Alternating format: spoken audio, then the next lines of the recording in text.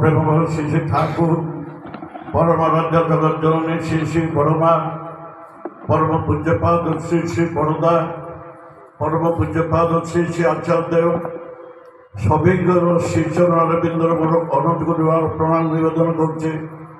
ইষ্ট পরিবার ও সবিজ্ঞর চরণ অরবিন্দর অনন্ত পরিবার প্রণাম নিবেদন করছে। আজির এই বেলুন্ডা সৎসঙ্গ উৎসবের সভাপতিত্ব করুଥିବା সম্মান্য ବିଜୟ ପଣ୍ଡା ଦାସ ପ୍ରତିନିଧି ଯିଏକି ଗଞ୍ଜାମ ଜିଲ୍ଲାର ଜିଲ୍ଲା ସଭାପତି ବରପୁର ଶ୍ରୀମନ୍ଦିରର ପରିଚାଳକ ଭାବରେ 25 ବର୍ଷ ସମୟ କାଟିଲେ। ତାଙ୍କୁ ଆଜି ସେ ଅଧ୍ୟକ୍ଷତା କରୁଛନ୍ତି। ସମୟ ଟିକେ ଗାଡ଼ିର ପ୍ରୋବ୍ଲେମ୍ ଯୋଗୁଁ ପ୍ରଥମ ଗୁଡ଼ା ଅଧଘଣ୍ଟା ମୁଁ ଟିକେ ମ୍ୟାନେଜମେଣ୍ଟ କରୁଥିଲି। ଦାଦା ଆସି ପହଞ୍ଚିଲେ, ତାଙ୍କୁ ମୋର ପ୍ରଣାମ ନିବେଦନ କରୁଛି। ତତ୍ସଙ୍ଗେ ସଙ୍ଗେ ମୋର ସମ୍ପୃକ୍ତ ରୀତିକ ଦେବତା ମଣ୍ଡଳୀ, ଅଦ୍ୱୈତ ଯାଜକ କର୍ମୀ ମଣ୍ଡଳୀ, ସମ୍ମାନସ୍ପଦ ଗୁରୁ ଭାଇ, ଭଜନ ମଣ୍ଡଳୀ, କୀର୍ତ୍ତନ ମଣ୍ଡଳୀ, ମା ମାନେ, ସ୍ତ୍ରୀ ପିଲା ସମସ୍ତଙ୍କୁ ହାର୍ଦ୍ଦିକ ଜୟଗୁରୁର ଭଲବାସା ତଥା ପ୍ରଣାମ।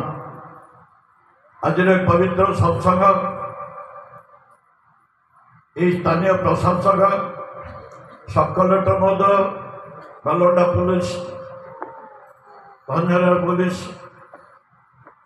আইআইসি মানে ইলেকট্রিক্যাল ডিপার্টমেন্ট,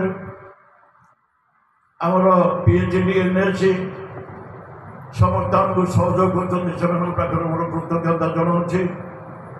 ସତ୍ସଙ୍ଗ ତ ଗଞ୍ଜାମ ଜିଲ୍ଲାରେ ବାରମ୍ବାର ଚାଲୁ ରହିଛି। ଗଞ୍ଜାମ ଜିଲ୍ଲା କାହିଁକି ସାରା ଭାରତରେ ଚାଲୁ ରହିଛି। ଆଜିର ପବିତ୍ର ଉତ୍ସବ ହେଉଛି 77ତମ ଶ୍ରୀ ଶ୍ରୀ ଠାକୁରଙ୍କର ଶୁଭ ଧର୍ମ ବାର୍ଷିକୀ ଉତ୍ସବ। ଗତ ଡିସେମ୍ବର 8ରେ ପରମ ପୂଜ୍ୟପାଦ ଶ୍ରୀ ଶ୍ରୀ ଆଚାର୍ଯ୍ୟ ଦେବଙ୍କର ଆବିର୍ଭାବ ହୋଇଥିଲା। ଏଠି ପଦାର୍ପଣ ହୋଇଥିଲା। এই যে গঞ্জাম জেলার কোঅর্ডিনেটর অଛନ୍ତି ଆମର ডিপি ୱାର୍କର ଉପେନ୍ଦ୍ର ଭାଇ, ତାଙ୍କ ସହଯୋଗରେ ବେଲୁଣ୍ଡାର କର୍ମୀମାନେ, ଭଞ୍ଜନଗର କର୍ମୀମାନେ ଏ ଡିପି ୱାର୍କରେ ସଫଳ କରିଥିବାରୁ ଆଚାର୍ଯ୍ୟଦେବ ନିଜସ୍ୱ ଇଚ୍ଛାରେ ଖୁସି ଯେ ପଦାର୍ପଣ କରିଥିଲେ। ମନେ ପଡ଼ୁଛି ପଦେ କଥା, ସେଦିନ ପୂର୍ବ ପ୍ରସ୍ତୁତି ପୂର୍ବରୁ ଆଚାର୍ଯ୍ୟଦେବ ଆସିବାର ହଠାତ୍ କିନା 8 ତାରିଖ ପାଇଁ ବେଲୁଣ୍ଡା ଡିସାଇଡ୍ ହେଇଗଲା। 7 ତାରିଖ ରାତିରେ ଏ କଥାଟା ଯେତେବେଳେ ଜାଣିଲି, ସାଙ୍ଗେ ସାଙ୍ଗେ ମୁଁ ତାପସ ଭାଇକି ଭୁବନେଶ୍ୱର କଣ୍ଟାକ୍ଟ କଲି। ତାପସ ଭାଇ କହିଲେ, ମୁଁ କିଏ ଆସୁଛନ୍ତି ବେଲୁଣ୍ଡା? ନା 2ଟା 3ଟା ରୁଟ୍ ହେଇକି ଯିବେ, ଆଉ ଗୁରୁ ପରିବାର ସପରିବାର ଯାଉଛନ୍ତି, ଆଚାର୍ଯ୍ୟ ପରିବାର।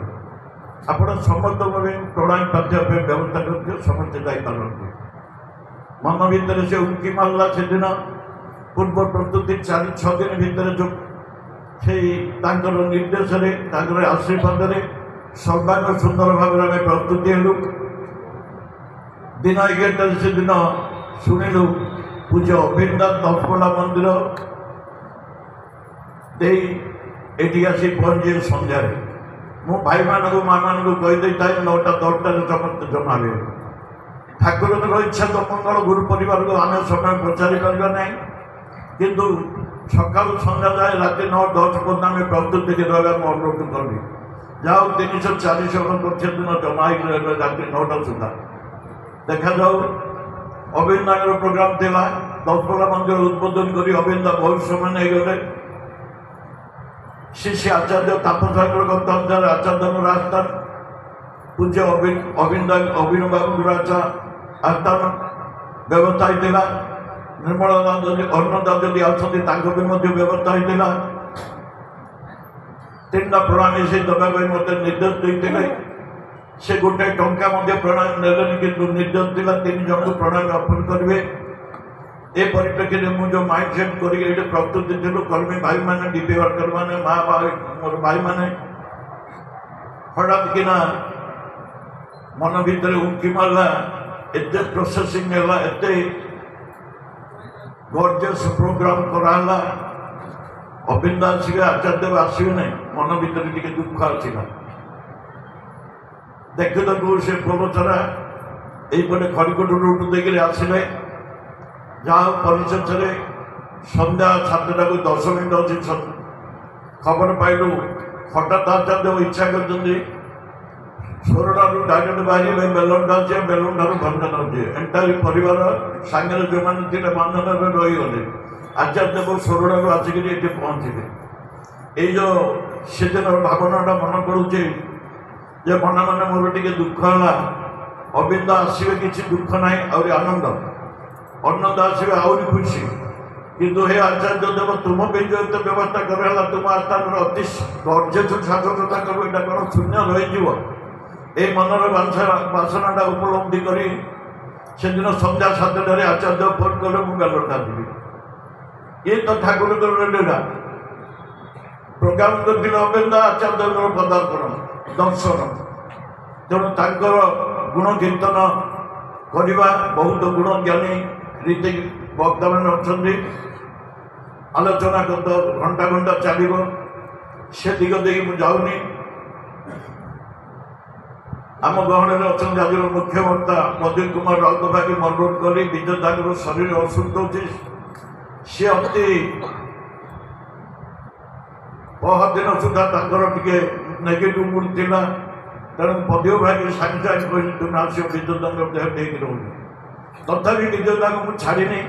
ସଭାପତି ଦାୟିତ୍ୱ ନେବେ ଆପଣ ଆସିକି ନିବେଦନ କରିଛନ୍ତି, ସିଏ ମଧ୍ୟ ଆସିକି ପହଞ୍ଚିଛନ୍ତି। ତେଣୁ ମୁଁ ଆଲୋଚନା କରିବାକୁ ଯାଉନି। ଗୋଟିଏ ମାତ୍ର କଥା କହୁଛି, ସେଦିନ 100 ବର୍ଷ ତଳର କଥା।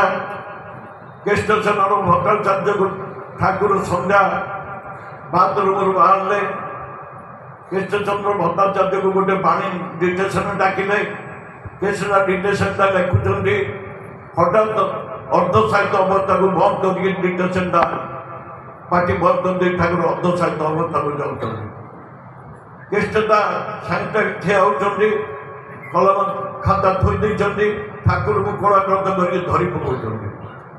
5 ମିନିଟ ପରେ ଦେଖାଗଲା ଠାକୁର କହୁଛନ୍ତି ସଭା ବଞ୍ଚିଗଲା। ଆର କାରଣ ଥିଲା ସେଦିନ ଫରିଦପୁରରେ ଗୋଟେ ମା, ବିଧବା ମାଟିଏ, ଯୁବତୀ ମାଟିଏ ଠାକୁରଙ୍କର ଦୀକ୍ଷିତ ଗୋଟେ ମୁସଲମାନ ଭାଇ ପାପ ଦୃଷ୍ଟିରେ ତାକୁ ଚାଲୁଥିଲା।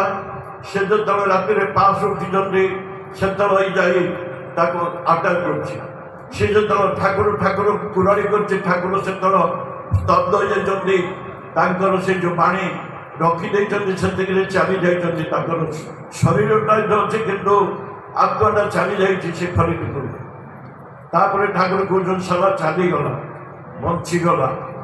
ତାପରେ କେଷ୍ଟଟା ପଚାରିଲେ, ଘଟଣାଟା ଜଣାପଡ଼ିଲା।